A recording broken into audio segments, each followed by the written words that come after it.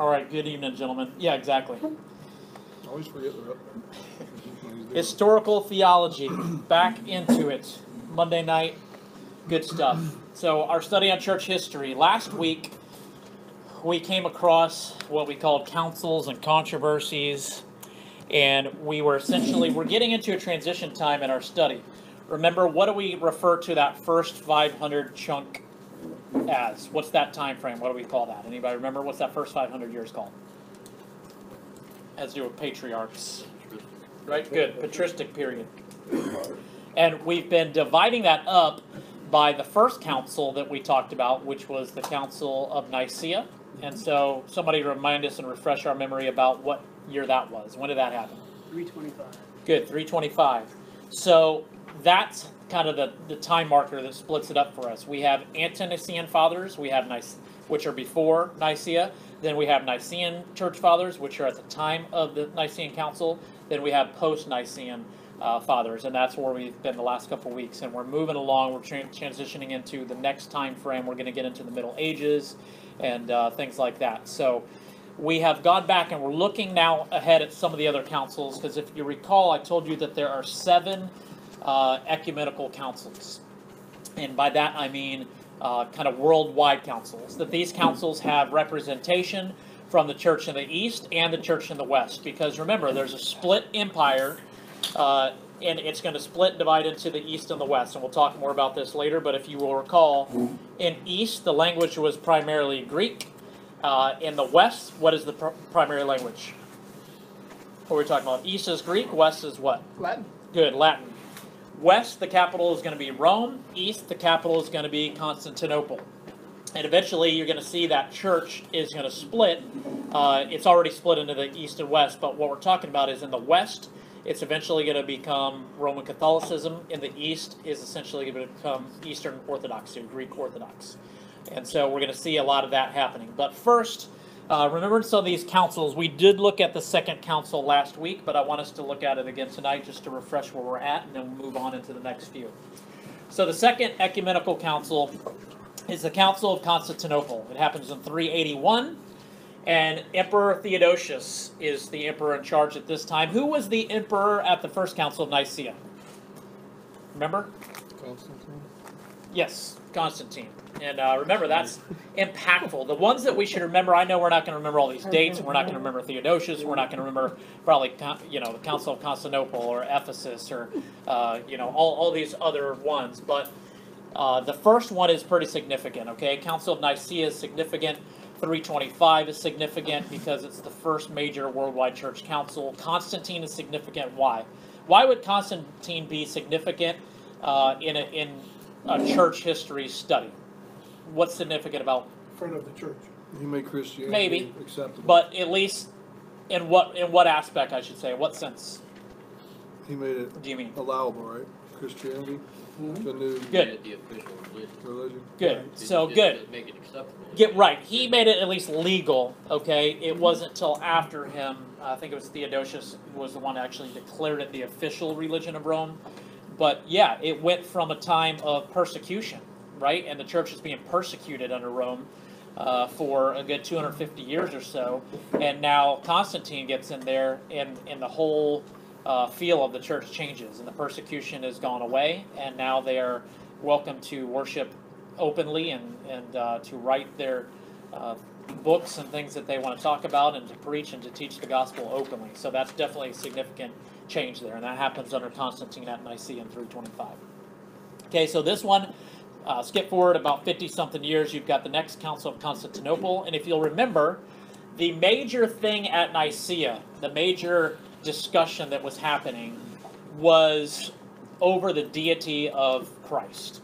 And if you remember, that's the problem. There was a man named Arius who said that Jesus was not the same as the Father, that he was not God, like the Father was God, that he was less than him, that he was a created being. And remember, it kind of mimics a lot of what or I should say Jehovah's Witness today mimics a lot of what Arianism was.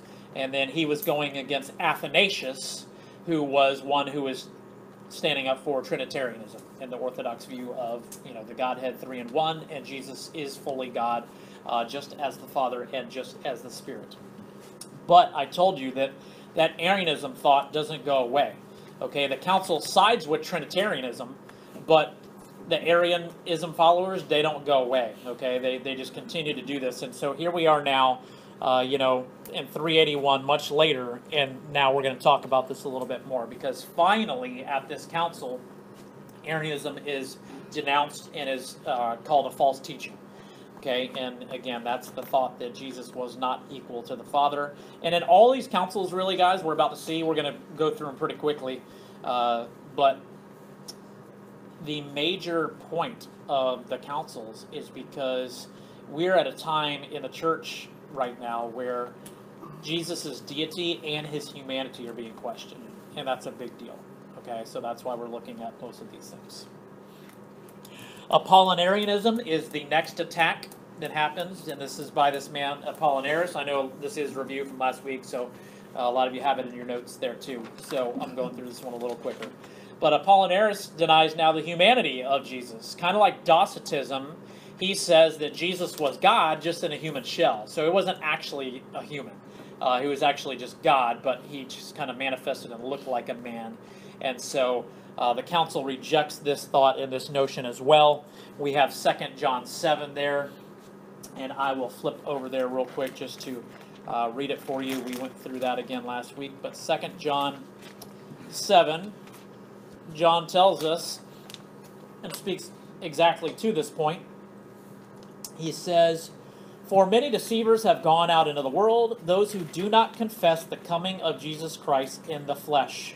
Such is one is a deceiver and the Antichrist." What did he say? That anyone who says that Jesus Christ did not come in the flesh is wrong and is the Antichrist, or the spirit of the Antichrist. Okay, so the point being that the Bible is pretty clear and pretty heavy on that Jesus was human. Okay, he was God and he was human. And we'll get into that a little bit more here coming up shortly. So let's get into our third council. The Council of Ephesus in 431. So about 50 years after the one at Constantinople. So we're definitely skipping forward in chunks of time here as we look over these councils. And remember too, guys, in this study, I'm trying to filter out and weed out a lot of stuff, even that I'm learning in the courses and the classes that I've been taking. This is kind of a survey. If you know what a survey like of the Old Testament, maybe some of you have taken any courses or classes like that. But it's, we're not hitting every single person. We're not hitting every little fact along the way of the church, or we could be here for the next 5 years doing that. So we're going to kind of move forward through these things at a decent pace, so that we can get a broad view, of things, and you can go into more detail than that if you like, obviously on your own a little bit more. So about 50 years later, we have the Third Ecumenical Council. Theodosius II is now the emperor. And again, the motivation with these councils, remember this, because just as we said with Constantine, that I doubt he was actually converted, that he was actually a believer, neither are most of these other ones after him. But at least, like Manny said, at least they're kind of a quote-unquote friend of the church. At least they're open to the acceptance of the church. And so God is using them in that way to just open the door for the church in the way he sees fit. But the motivation for them is definitely political. They want unity in their side of the Roman Empire. And that was Constantine's, driving motivation as well. We saw that. So we see that with Theodosius and Theodosius II, and then moving forward into other councils, we see that as well. They call these things because there's dissension in the church, which is causing disharmony in the empire. Okay, so they're saying, hey, get your stuff together. The church is split. You guys are having conflicts. You're having problems. It's making its way to my desk, and I don't want to hear about it. Let's get together here. Let's get you guys on the same page, and let's move on. Let's be done with this. Okay? So, again, they just want the unity in their kingdom. Okay? So questions continue to rise about the hypostatic union, which I guess I put that on there a little early. So let's talk about that now. That term will be coined later, but the doctrine of the hypostatic union is what we consider the biblical doctrine. It is what we refer to as the hypostatic union, means that Jesus is fully God, and that he is also fully human. And so while we in our little finite peanut brains have a problem meshing that together and reconciling, how could he be 100% a man and still be 100% God? We have a problem kind of figuring that out. That is what the Bible teaches. And so we call that the hypostatic union. Okay, so the deity and the humanity of Christ, again, is what's going to be questioned here at this council still now some 50 years later. Now, we've seen along the way how little debates and little discussions and little nuances turn into a snowball effect later that we will get to, and most of it being Roman Catholicism beliefs and thoughts and teachings. And we see that again here with this council, because questions arise here at this council and discussion is had about Mary in the light of, you know, the true incarnation of Jesus, because you'll see it in my notes here, but the objective was not to elevate Mary, because when we hear these things about Mary, we all have this concept of the Roman Catholic Church, because we're way down the line now. We can look back. We know what the Catholics believe, that they pray to Mary, they elevate her, they have statues, you know, they do Hail Marys and the beads and all the things that they do. That was not the intent here. And remember, Roman Catholicism, again, our reminder is, it's not even an organized religion. Okay, it's not even on the map until the 1200s. We're still here in the late 5th century, in the 400s. So it's not even Roman Catholicism as we think about it. Doesn't even exist yet.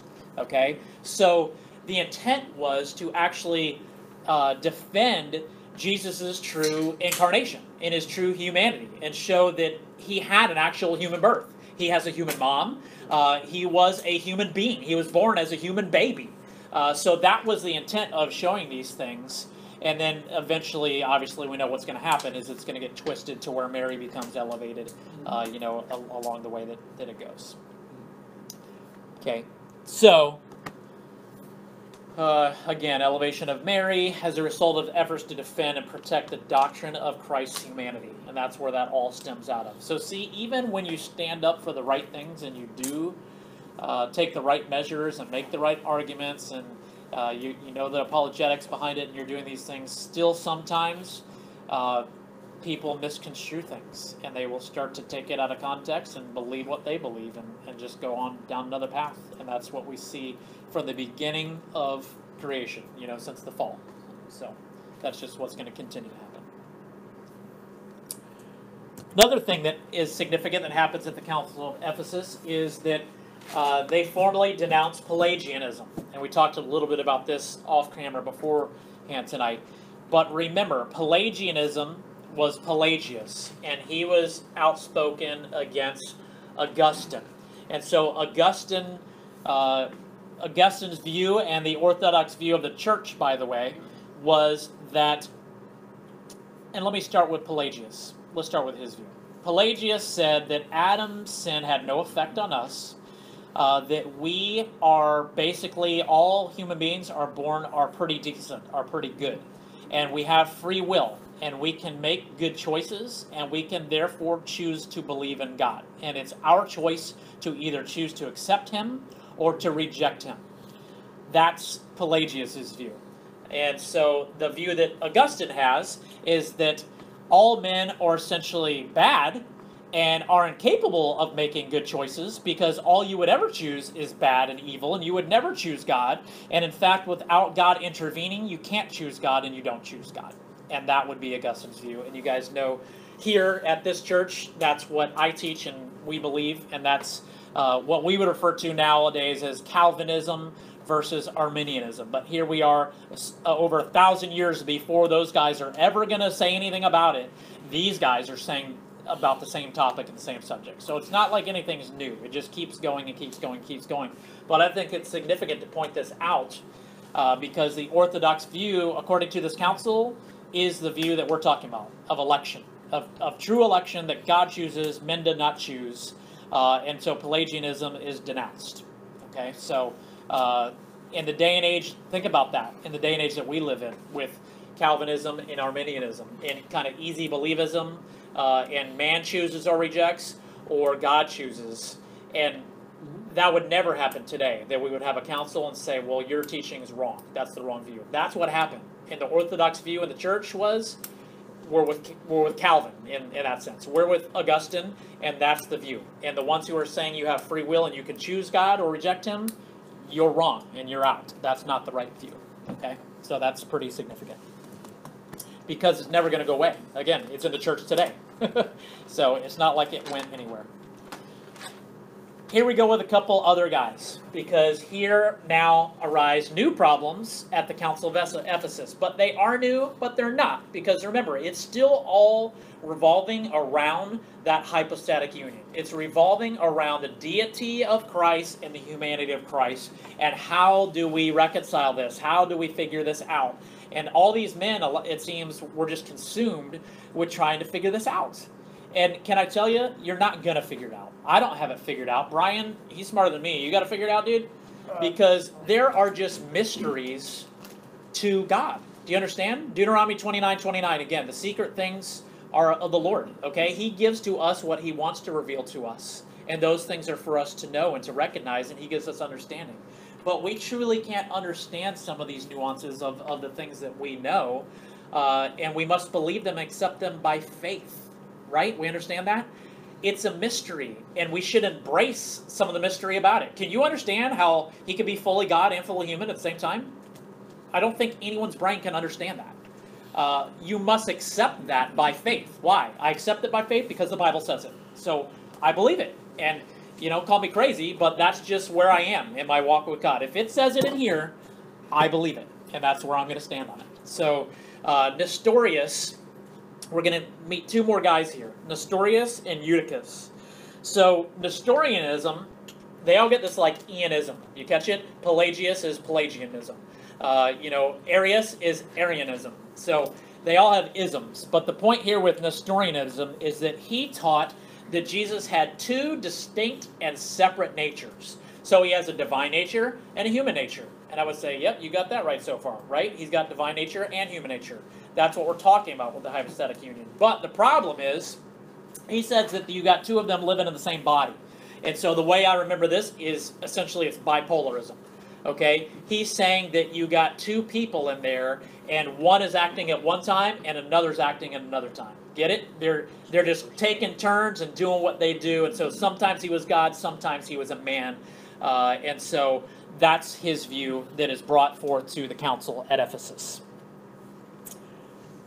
And again, this goes against the Orthodox doctrine, because they believe, the Orthodox Church believes he is fully God and fully man at the same time, all the time. Okay? Now the other guy, his name is Eutychus. Anybody remember that name? It's not that Eutychus. I know it's been a while, but we went over Eutychus. Man, what chapter is that? There's a good refresher. Somebody can check it on it. Maybe 19... It had to be Paul's third journey, and it was at Troas. So it's like chapter 19 or 20. Eutychus, anyways, is the guy who falls out the window.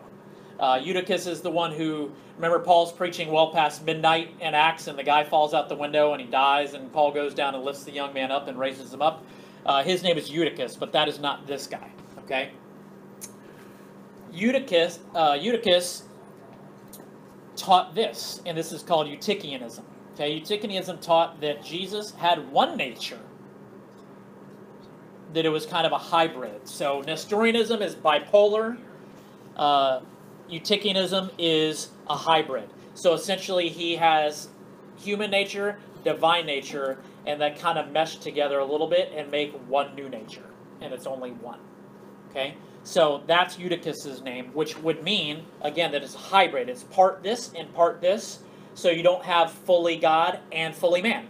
So see, neither one of these guys have fully God and fully man. They're trying to figure it out, and they say he's this sometimes, or he's a blend of the two, which make a new one.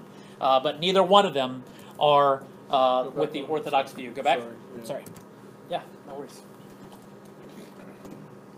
They're trying to say it's half and half, basically. Yeah, he's trying to say it's kind of a blend, a hybrid. It's a blend of human nature and divine nature. And so it just makes one new nature that essentially only Jesus had. Yeah, I wonder if were these the only distinct differences that many of these men had? Or these were just... Right, these were just the ones at the point of these councils, remember, is to bring up like the significant, what's the significant parting factor to Theodosius or the emperor saying, hey, bring it together, get on the same page, vote as a council, everyone better show up. And so bishops and everyone from the west, bishops, everyone from the east are here. What's the primary problem? If we all sat down here and said, what's the problem here? What are we divided over? And say it's eschatology. Let's figure it out right now. What's the view that we're going with as a whole, as a church? And so you'll say, pre-mill over here, all-mill over here, post-mill over here, and we debate this thing out, and we look and we say, this is what the Orthodox view, the view has been for the entirety time of the first 3-4 centuries of the church, and we stick to that, and it's been overwhelmingly on most of these. If you remember at Council of Nicaea, it was 316 out of the 318 voting bishops sided with Trinitarianism. So same thing with all these. There is no little thing. They denounce Pelagius and they say, nope, it's election. You know what I mean? Like they denounce this and they say, nope, you guys are wrong. It's this. And so it seems to be, are there other things and other factors? Certainly that they don't agree on. But these are, remember, the significance of this is because we're talking about the humanity and the deity of Jesus Christ. Yeah. If you don't have this right, you're not a believer. Okay? We can talk about eschatology, and we can talk about all these other things, and we can even talk about, in soteriology, we can even talk about Pelagian and Augustine side by side. But if you don't have that Jesus is God, and you don't have it, you don't have the gospel, you don't have believing who Jesus is. You have Mormonism, you have Jehovah's Witness, you have on and on and on with religions of the world that are just cults that believe what they believe, but it's not true. It's not valid. Okay, it's not biblical. So yeah, great question. There were definitely other things, but these would have been the main thing. The main thing. Again, with Nicaea, we saw this as well. In Ephesus, we see a middle ground offered here. And we see it offered by Leo I, who is the Bishop of Rome at that time. And when we say Bishop of Rome, that means he was the head of the Church of Rome and in the West. And that title will end up being what the Roman Catholic Church calls the Pope. Okay, the Bishop of Rome is the papacy, is the Pope. Excuse me, but remember, there is no Pope yet. They would argue that point, but they would lose desperately if they were talking to anyone that knew church history. Okay. So, but here we see this Bishop of Rome starting to take and have authority over other churches. You see this? This is the deal. He comes, he offers up a third view, and he stands out by saying, that I'm the one with this view, and we're going to see that that's going to be a slippery slope, and it's going to go in the direction that we all know it's going to lead up to in the papacy and things in the Roman Catholic Church. Okay, so this view, and the funny thing is, this is the view. So the view he brings forth is actually that Jesus had two natures, but was one person, and that he was 100% God and 100% man, which is the Orthodox view.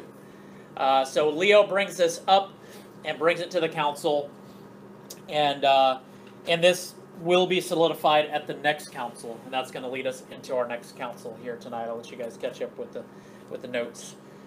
So essentially, at this next council, we're going to see that they take time, just like the Council of Nicaea.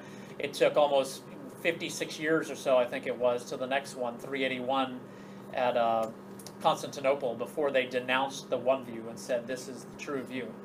So it takes a while for those cults and those things to be faded out. And remember this, that in Rome at that time, like you guys have already pointed out, Christianity is the accepted religion. So all of a sudden these other ones that are viewed as not Orthodox, Montanism and Nestorianism and Arianism and all these other guys, they're going to be the ones who are going to be persecuted now by Rome. Right? Christianity is not anymore. But the other religions are. So they got to watch their backs. And so some of this, whatever is agreed upon here, and whatever is dictated here as doctrine and as true theology, is significant, because those who are on the wrong side are on the wrong side of Rome now. And they got to be worrying about themselves in that. Okay, so this leads us to the Council of Chalcedon in 451. So this is now, what, 20 years later? I think Ephesus, what did I tell you that Ephesus was? 431. 431, right? When's our next council? It's going to be a while. So 451, we got 20 years later. Here's our fourth ecumenical council. This is under Emperor Marcianus. And this council has been brought by the request of the Bishop of Rome, Leo I, who we talked about just a moment ago, who brought up that last third view 20 years prior at Ephesus. Okay, and the focus was on further clarifying exactly what we were just talking about at Ephesus. They just want to clarify what is the outcome from Ephesus. They felt like it wasn't, it wasn't stamped, it wasn't finished, and they needed to come together in order to finish that. So, further clarification needs to be known on the true nature of Christ and what the orthodox doctrine of the church is. And remember now, I'm just going to re-say this again. I think I stated it last week about orthodox. Remember, big C, little c, Catholic. Big O, little o, Orthodox. Big C, when we think about that, we think Roman Catholicism. Little c means Catholic, means universal church, which means the real church. So a lot of the early writings, remember we saw the early writers saying and using the word Catholic, it doesn't mean the word Roman Catholic. It just means the universal, the real church. Orthodox, same thing. Big O Orthodox is going to be Greek Orthodoxy or East Orthodox Church. Okay, so you're going to have Catholic and Orthodox. Eventually we're going to get to here shortly.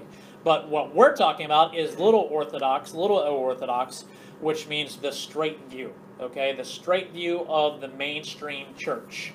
When we talk about the gospel of Jesus Christ and that salvation is by grace alone, through faith alone, and Christ alone, that is the orthodox view of the church. Understand? That's what the mainstream, that's what believers believe. Okay, that's what the main church believes, the real church believes.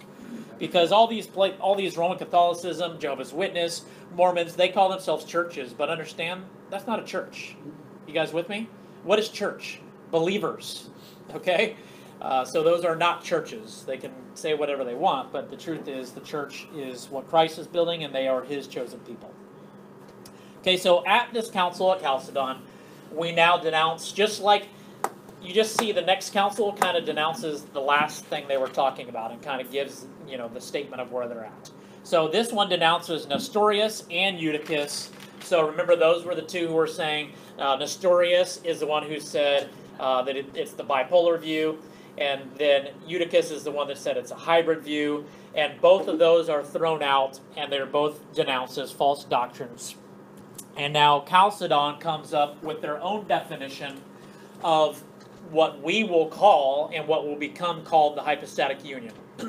And they say this: the same perfect in Godhead and also perfect in manhood, truly God and truly man. So that's the statement released at Chalcedon, and that therefore is the defined Orthodox view of the church at that point, which is still the Orthodox view of the church today.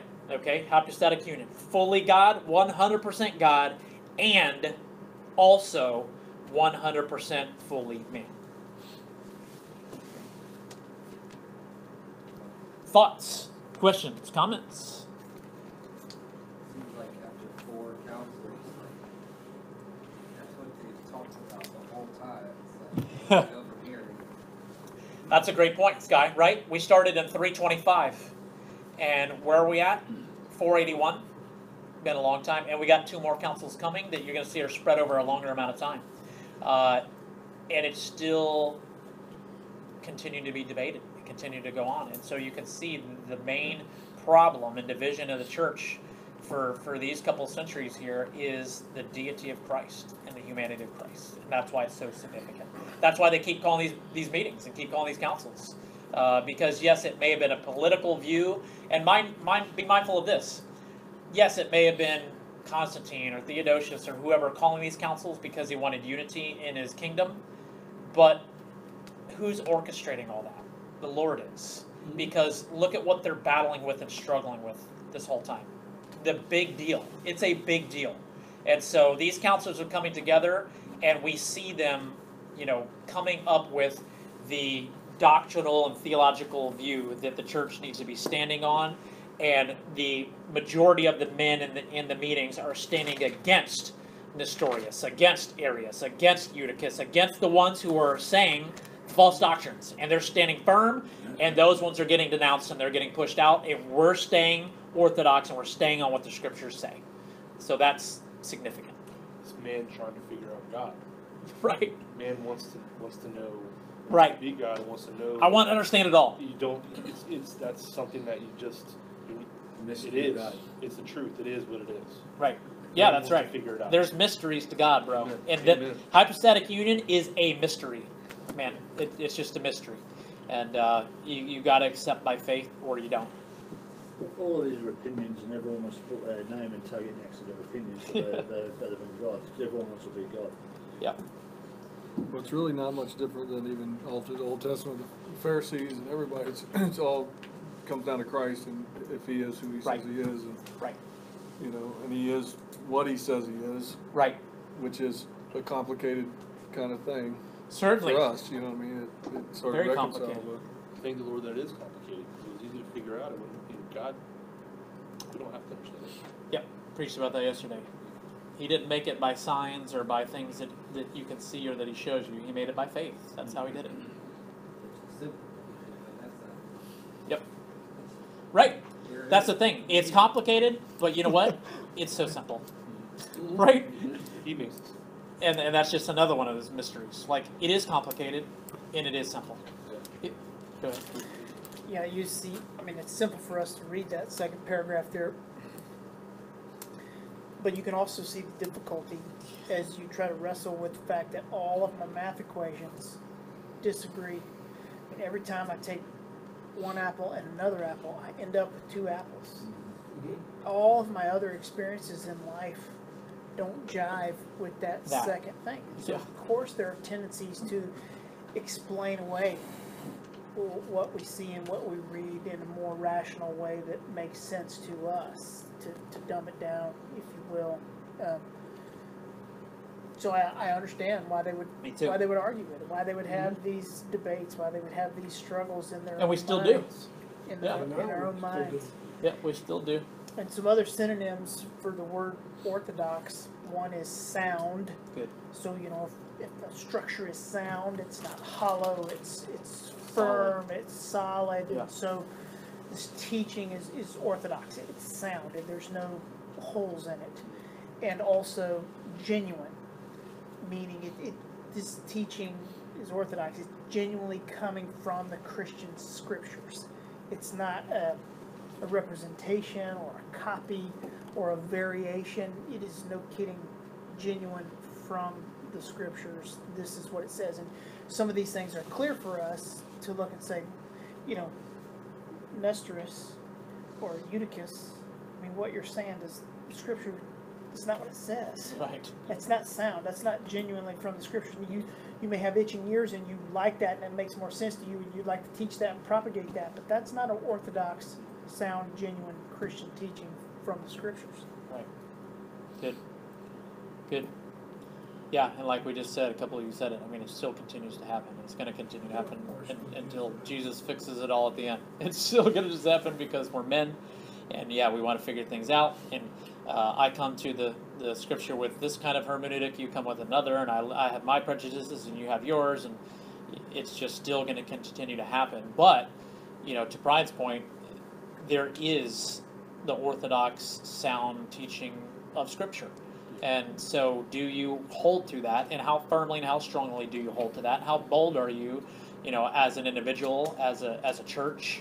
How bold are you standing on that? Well, the word says stand firm in what you believe. Good. You have to stand firm. Good. And the thing too is, now this guy, Leo the First, Yeah. okay, he was a bishop of Rome. Right. Was he sort of like establishing the papacy down the road? Well, not yet, but it will. He will, right? Yeah. It definitely will roll Because into he that. was saying is, Not too his long word, from now. as a bishop of Rome, what's the word? That Well, he wasn't saying it like the law. Right. He wasn't saying it like binding. Right, Yeah, like authoritative, like Catholicism does now. correct. Yeah, he wasn't saying that, but we're going to see that because of what he's doing, it's going to go that way. Correct. Rome likes that person in control, Mhm. control the church, the hover of Right. the church. There's going to be many things, Like- many factors That's what he was play doing. Yeah. into that, and I don't know that we'll get to it tonight, but there's many factors that play into that, and we're going to see the fall of Rome coming up shortly. As we're going to transition into the Middle Ages, we're going to see that the Western Empire falls coming up shortly. We're skipping ahead, actually, in some of these councils. You'll see this next one, 553 and 680. The Roman Empire, the Western side, falls before that. I think it's in like middle 5th century. And so with that, there's no emperor anymore in the West. Okay, we'll get there, but I'm just trying to show you there's a lot of factors in it. When there's no emperor in the West, what happens is the Bishop of Rome is going to assume that position, and this is how it happens. Instead of an emperor being ruling in the West, the Bishop of the Roman Church is going to be viewed as the head in the ruler. Okay, that's what's going to happen. Tell him what to do. Yep, that's what's going to happen. There is no one. He's going to assume that title and that position of authority, and that's where we're going to roll with that. Further point of application as we think about these guys in history and remind ourselves why this is an important study for us to have, is that, you know, these guys were, as far as we know, loving God and trying to Right. help other people love God. And so we have to recognize our tendencies to stray away from Yeah, the scriptures. right. And so if you're having discussions with each other or with somebody else, that's great that we have some helpful people and some phrases like Calvinism or Arminianism to kind of cage our conversation. But ultimately what matters is when we go to the scriptures and Yep. this is what the word says. So let's read it together and let's come to an agreement or disagreement on what it says from there, because this is what we have to fall in line with, is what the scripture There's says. that. That's right. It's got to always be the plumb line. It has to, the scriptures have to be, Okay. otherwise you can make it whatever you want it to be if the scriptures Amen. are not. They have to be. And, Glad and you when you said go that. to making some of those things, I mean, that makes sense. Yeah. You talk to me about something, I'm like, yeah, I see your logic, you know, I follow it. Sure. It sees how it makes sense. It just so happens that the scripture says the opposite. Doesn't align with it. Right. We got to I'm reject gonna it. roll with that Right. that old God's Good. inspired doctrine. I'm glad you said that, because yeah, we've probably said that last couple of weeks, every time, that as we look at these councils, remember we keep saying that, we don't look at them as a binding, authoritative thing. Our ultimate authority is scriptures in God's word. So exactly, we got to line this up with those things. Good. Well, I find it kind of amazing that there's even an argument period, because, I mean, you look at the Old Testament, you look at the miracles, you look at the great things that God did throughout the course of the Old Testament, and they believe that, no questions asked, but they can't look at the Bible and see what we're talking about, where God and Jesus Yeah. are one, period.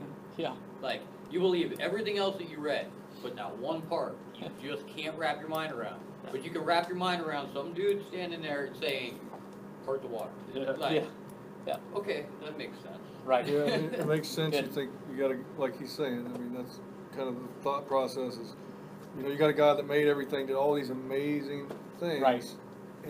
But he's not powerful enough to be, A human and God you still. know, I mean, we don't understand that, but I don't understand how you make a universe either. Right. I can't wrap my mind around that. Yeah. Yeah. None of us knows how you speak something into existence. You know. Yeah. Amen. Amen. There are people who have that all figured out, they think. Yeah. Yeah. That's right. Yeah. He spoke a big bang, and everything just came from there and evolved from there. Yeah. So they say it with such authority too. This is what happened. It's like, Yeah. And he did it A over long millions time and ago. billions of years. I digress. We're going to see that that's definitely not the Orthodox view of the church as well. Okay. Next two councils are back at Constantinople. So we've had Nicaea, we've had Constantinople, we've had Ephesus, we've had Chalcedon. Now for the the fifth and sixth councils, they are back at Constantinople. And look at the time, 553 and 680. So we're skipping ahead, pretty significant time here. 325 was Nicaea. See the big gap there? Okay, so we're talking a couple centuries that they're wrestling with these things. And in particular, it's the East, and we're going to look at that here now. Okay, because the second and third Council of Constantinople here, they kind of reaffirm and reiterate the Council of Chalcedon that just happened, the last one that we talked about. Okay, so same way, just like we talked about Nicaea said this, Constantinople reaffirmed that and said yes and established that. That's kind of the pattern. That they get together, down the road again and say that's grounded, that's what we're talking about. Those things are false doctrines, and we are on what we decide to be on. Okay, so here's the key.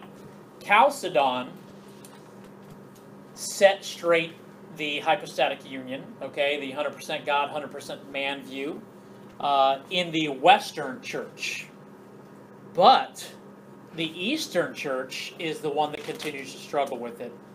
And there's people on both sides of it in the East. And so the thing is, they haven't solidified that view that Chalcedon did in the West. And so you look at this, that's like another 200 years.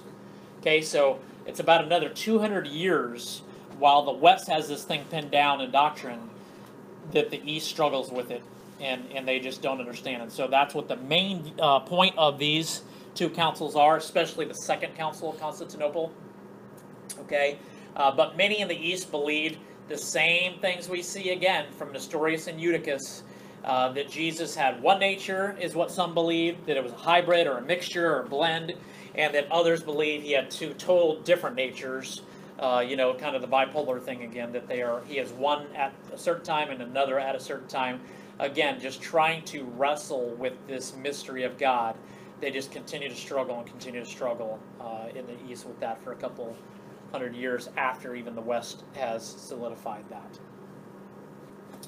Okay, Chalcedon is finally affirmed in the East at the Second Council of Constantinople, which I think I took it down already. It was mid-6th century, right? 550, 553, somewhere in there. I think it was 553. Yeah.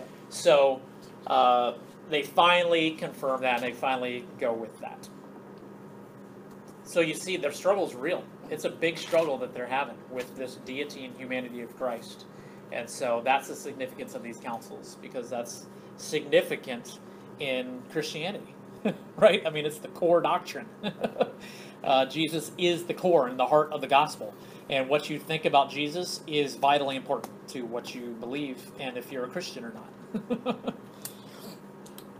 Okay, the third council now focuses on the will of Christ, and we'll talk about this. This is now the 6th one. There's going to be one more council. So we'll probably get through those tonight and maybe call it a night there.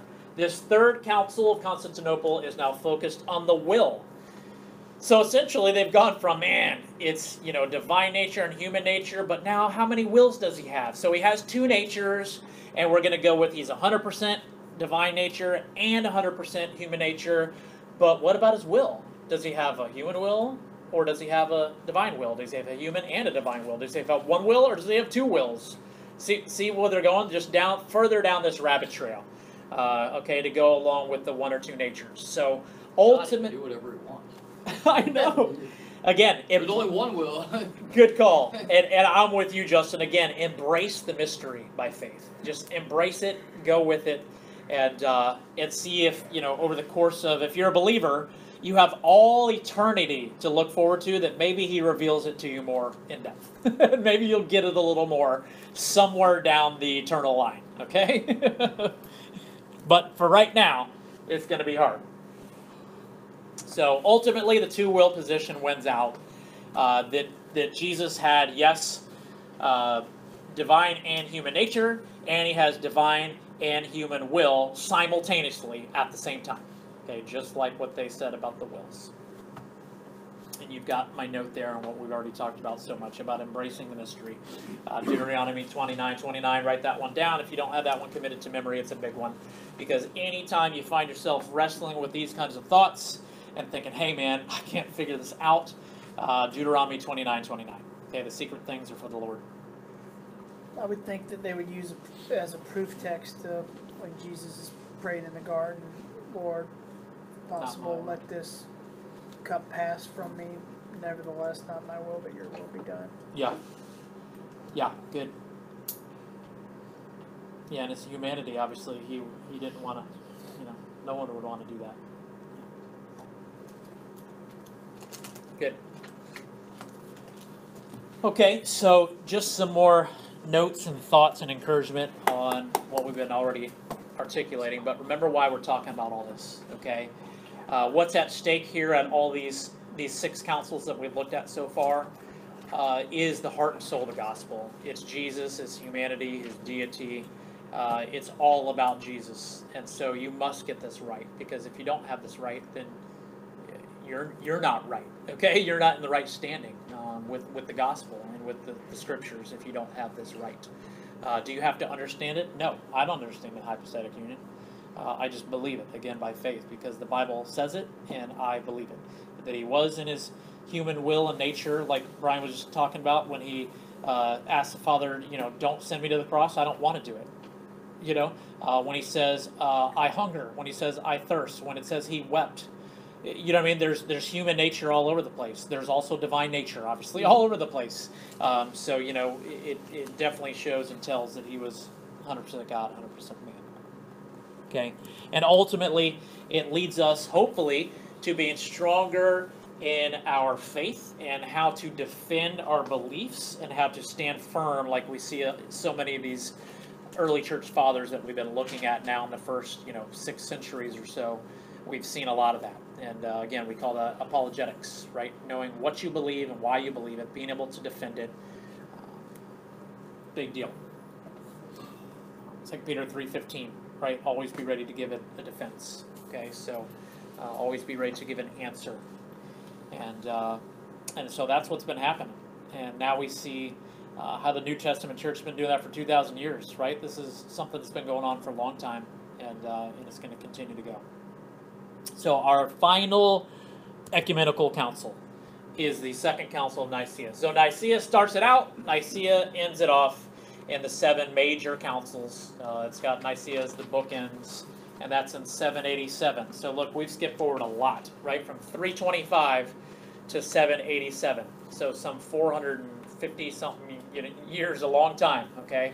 5 centuries of time frame, of time have elapsed here. It's been a long time. So this one's just, it's just kind of a picture of what happens to the church and what continues to happen to the church.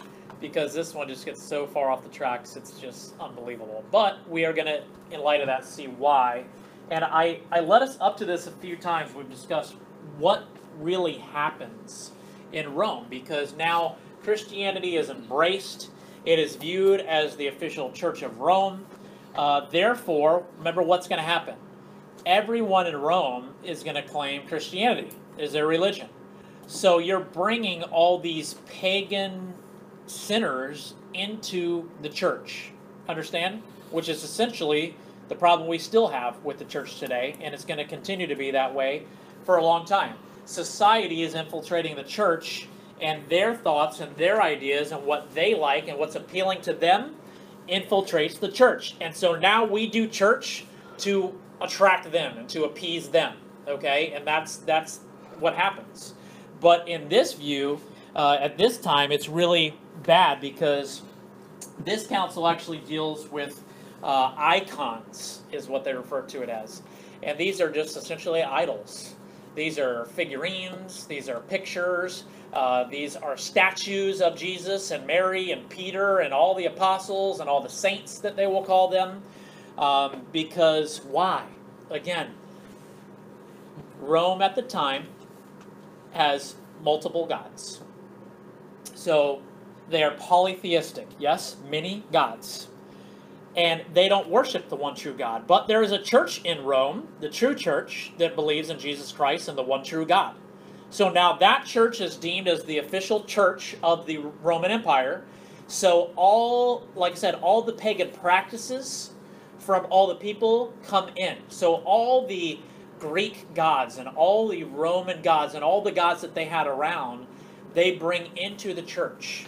Okay, so what that eventually ends up looking like is where Roman Catholicism and Greek Orthodox come out of. That's where they start to get these saints, and they make these statues, and they pray.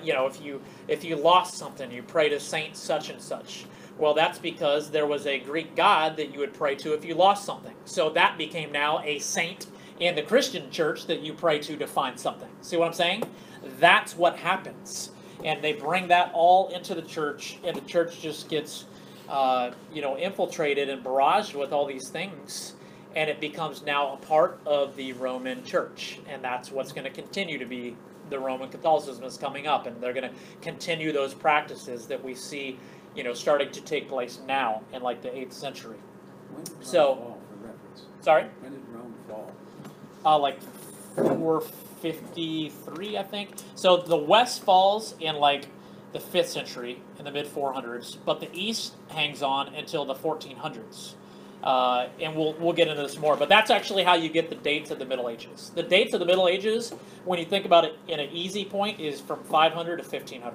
That's the Middle Ages. It's really like 453 or 470 something maybe to 1453. So it's really 400 to 14 something hundred, and that's the dates because the West fell in 4 whatever, and the East fell in 14 something, and that's what we refer to as the Middle Ages.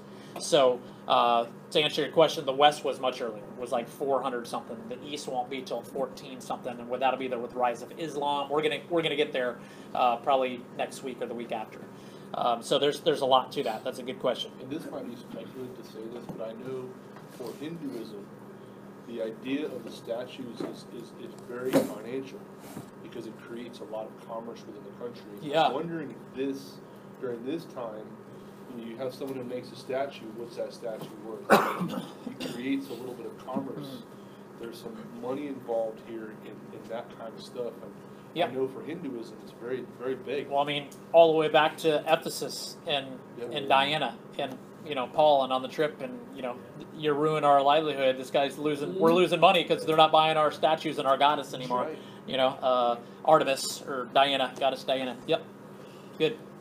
Good. So the problem with this, you see, is that the council views all these idols and all these things as fine and good. So the good thing to hear is, and we know that Roman Catholicism, Greek Orthodox, all that will come out of that, but, big but here, the good thing is the Orthodox Church stays out of this council, has nothing to do with it. Because they know what the council is going to be about, and they don't even go. They stay away from it. So this was kind of this last council was really, like I said, way off the tracks of Orthodox Church. And so the evangelical church at that time didn't want anything to do with what they were doing, because obviously we're not having idols and statues and people we're praying to, because that's not part of the scriptures and that's not part of the doctrinal teachings that we are going to be partaking of. Well, that was what was in my head when you said about the statues Right. and all that kind of stuff. Is Like, what happened? Right, according to Scripture, it's in the Scripture that you can't do that. Yeah. You're not supposed Yeah. to do that. Yep. Part of the Ten Commandments. Yeah. So the whole time over that 400 years until this last council, there was basically the small Orthodox church. They were going about it, not having idols, not having anything like this, but all the other people were. Right. Like they already had Yeah. multiple saints. That's right. So you view that, couple centuries there, whenever it starts to however long it took to get this council going, that's eventually what happens. And like I say, we know it leads into, at this council, we're now at the 700s. So in about 500 years or so, Roman Catholicism is going to be a living, breathing thing. And it's all this is going that way. It's already implemented. It's already happening. Need that. It should be in the council. Yeah, that would be fun today, wouldn't it? That would be really fun today. It'd be crazy, it'd be like war or something, because Well, yeah. so Yep. much freedom of religion.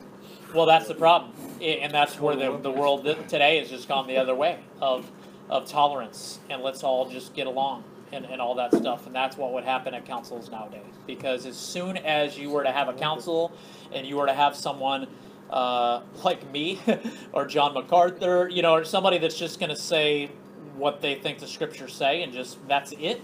I don't care what you say about your, Roman Catholic Bible and about your cult as Jehovah's Witness. I mean, call it how it is. That's not going to go well. And that person me in that conversation, in that picture, is going to be painted as the intolerant one. I'm the one who is being offending the other people. I'm going to be the outcast. You understand? That's the world we live in now. So that council ain't going to happen because the Orthodox view is going to be thrown out. Right? The Orthodox stayed out of this council. If we had a council today, the world of religion system would kick out Orthodox. We'd be out. we ain't the ones going to be forming church doctrine. We're going to be on the outskirts, and they're going to make their rules. And that's been happening without councils. That's where we're at. That's the Pharisees. Now, at this second council of Nicaea in 787, did the Pope come in yet, or no, not yet? No popes yet. Remember, there's no Roman Catholic Church yet. So what we would call the Pope, that position is called the Bishop of Rome at this time. And so that will end up being the Pope, but they're not called the Pope because, again, there's no Roman Catholicism and papacy and all that till later. So from the time of John, the elder, when he dies, till the first Pope, how did they bring Peter from I know here they to go here? all the way back because they'll say this Leo first. See, he's the Bishop of Rome. Well, that's the Pope. I know, but it's not the Pope till later. Like you guys come up with that in your religious system later. There was a Bishop of Rome. Yeah, there was pastors in Rome, and you know what I mean. There was elders and pastors and all that. But yeah, they refer to that now. The Pope, is the Bishop of Rome, and so they say the Pope has always been the Bishop of Rome. And so they take it back to all these guys centuries and centuries before they were ever even. Like Leo. Yeah, and then like you said, even back all the way, they want to take it back all the way to Peter because they have to tie it in Scripture somehow. But I mean, there's no thread even hanging there. I just don't know what they're holding on to. So they're just holding on to tradition. It's just been for centuries that's been accepted and been said and been taught and just taken blindly. And so unless you read the Scriptures and do a church study, history study like this, you just think that is the history because that's what they tell. But it's a total fabricated lie. And so if you go back and look into it, you'll see, not true. Well, the big thing that throws it off, and even for myself, because I was very ignorant to this myself, is the Catholic little c, big c. Yeah. You don't have an understanding of that. Right. You just say, oh, the Catholic Church was Right. after the Book of Acts. And you don't know that there's any difference between Catholic Church and the Roman. So just for That's an part of average the person, reason we're doing this. Catholicism, yeah, Yeah. that's That's right. And which is why, like I talked about, the professor of the course that I'm taking here had this big online chat. I shared this with you guys before, with a Roman Catholic, and he would say that as they're going through this patristic period, and you look back on these things, some of these Augustine and Athanasius and some of their writings say the Catholic Church. And they'll go back to that. See the Catholic Church, and it's like that doesn't mean Roman Catholic. Like it's a total different word. It's so exactly right. Exactly right. I remember in the Methodist Church, they have some further to go. It says it says the Catholic Church, and a lot of the Methodists will not say that. Because that's right. Yeah, That's I right. wouldn't say it. That's right, because they think that. That's right. They call it the Holy Apostolic Catholic Church in the thing that you're talking about, the creed. Yeah. And so a lot of those creeds do say that, the Holy, or the Apostolic Catholic Church. That's not Roman Catholicism, Yeah. but people think it's the Catholic Church. 99.8% of believe Right, it's people think it's the Catholic classified Church. It's not. It's the Apostolic Catholic Church, Universal Apostolic Church, Orthodox Church. It really just comes down, it's easy to dope ignorant people, which obviously I've been ignorant to this. If you don't know, you don't know. And it's, Yeah, right. like you said, if you don't know that there's a big difference between those words, of course you're just going to go You along assume, with that. So, because what okay. you know that it means. Right. And it takes energy to go back and research, and I'm not great at that either. And people, and you don't even know to even do that. Like George is saying, whether it's just a different denomination, a Presbyterian that's not going to say that because the word's Catholic, and they're not ever going to look into that. They're just going to think, oh, it's Catholic. I've noticed one thing since Moses. If you leave people alone, just going back to those little toys. What? I missed it. If you leave people alone, they just go and make toys. Yeah. Amazing. Well, other thoughts and comments at closing? What else? It was sad. I had I was, there's a neighbor that lives in front of us and up in Wisconsin, in front of our house.